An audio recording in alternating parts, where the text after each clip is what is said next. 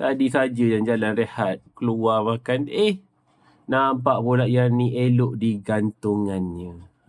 So kita pun ambil lah Mitsubishi Lancer Evolution. Okay. Yang ni adalah color shifter. So tahulah harga dia kan. Macam itulah dia. Ni QR apa nama tak tahu lah. Okay. So ni dia punya kereta tu. Okay, boleh nampak tepi. Nampak tak? Dia nampak macam ada something-something kan. Tu sebenarnya bila celup air tu jadilah macam gambar ni. Nampak tak? Sebab ni color shifter kan, tapi sport ring cantik. Sport ring cantik. So kita tengok bahagian belakang dia pula. Macam ni je. Walaupun dia tak colour lampu brake dengan logo tu, tapi yelah, sepatutnya colour lah kan. Yalah, harga macam apa. Ni bahagian depan dia pula ada hitam lah. Saya baik lah juga, ada lah juga. Lampu tu pun ada juga walaupun hitam. Jadilah asalkan nampak macam Lancer. So bahagian atas dia macam ni.